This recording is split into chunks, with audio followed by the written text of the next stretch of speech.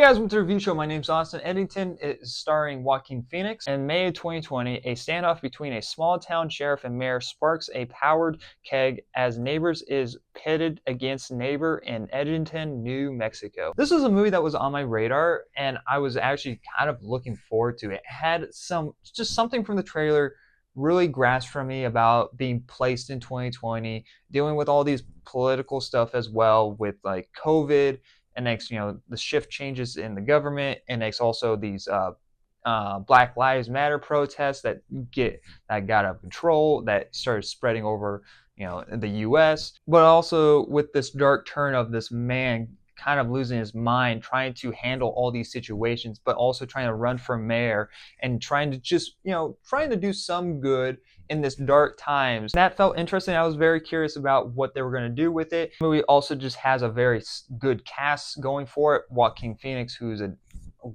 great actor. I really like him a lot as an actor. You have Pedro Pascal as well in the film. He's kind of busy at the moment with him. And then you have Emma Stone, Austin Butler. Like this is a stacked cast. And I kind of walked out disappointed from the film. Now, I really enjoyed like the first hour of the film. That's where the film actually felt properly structured and knew what it was and knew what it was trying to go for with everything and knew how it was going to set up everything, like, because this film tries to deal with a lot of things. Like it tries to deal with like its own subject town election. Not only it's kind of struggling with the way that the mayor, who is played by Pedro Pascal, is running things. So the sheriff is kind of like, doesn't see him in a good light, and he kind of has a vendetta against this guy and thinks he can do better than him. He's like kind of all about himself in some ways, and that kind of is his character, where he would go make the decisions without any other one else telling him what to do or consulting with anyone else. You also had the matter of COVID being an affection of the reasons why this town is struggling, and also dealing with Black Lives Matter that spread throughout the country, and getting involved, and next places getting involved with protesting about police brutality, even if the police there didn't have anything involved with what George Floyd happened. Joaquin Phoenix character kind of actually brought that up as like an interesting point. It's like, well, that didn't happen here, so what's the matter? Like, yeah, like he's like saying like, yeah, that's a terrible thing and awful that, but it's like, why are we being pulled into that? Which I felt like was kind of like an interesting point to bring. Things in this film I really liked. I did enjoy some of the social commentary that the film brought up. I did enjoy the acting. I thought the acting was very well done, very well cinematography. Directing was very well done. Came to really the second half of the film that really started to fall apart. And because all this stuff that it set up meant basically nothing towards the end, besides one subplot that involved a terrorist organization that was involved with the Black Lives Matter, but that was not until a certain point into the film, which I won't get into because it's kind of a spoilers, but it is kind of a turning point for Joaquin Phoenix's character, where he's kind of just goes off the walls.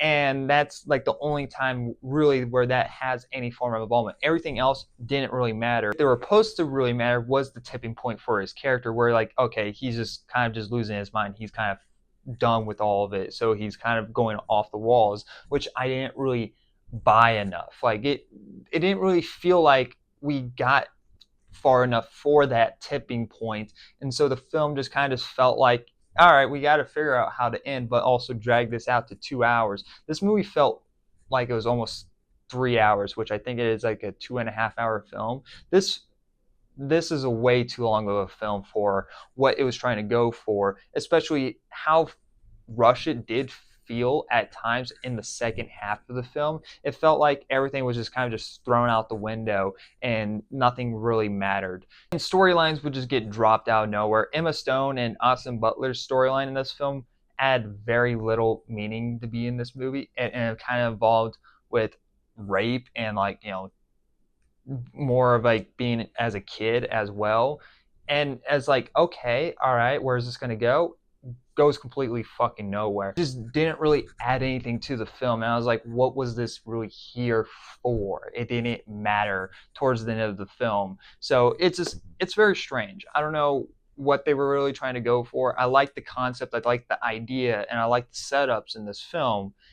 It just didn't know what it wanted to do with it, and it didn't really pan out very well towards the end. I'm gonna give Eddington a C minus. There's things to really take away from this film. A lot of interesting social commentaries, a lot of interesting points about 2020. The film just didn't really take any risks with dealing with the subject. It just kind of just played it safe. It wanted to bring up interesting points on both sides of the matter of like how to deal with the situation or how not to deal with the situation, but it seemed like it was scared to pick either direction, and it didn't want to piss off a certain demographic in a way, I guess, because Joaquin Phoenix character was not like a support in the Black Lives Matter. It's like if you're going to bring a subject like that up, it's like you can't really play it neutral. You have to kind of pick a direction, because then what just happens, you just get a story like this where it just plays safe and it feels just generic in a way, and just doesn't have like a mind of its own. It doesn't really have anything else interesting to say.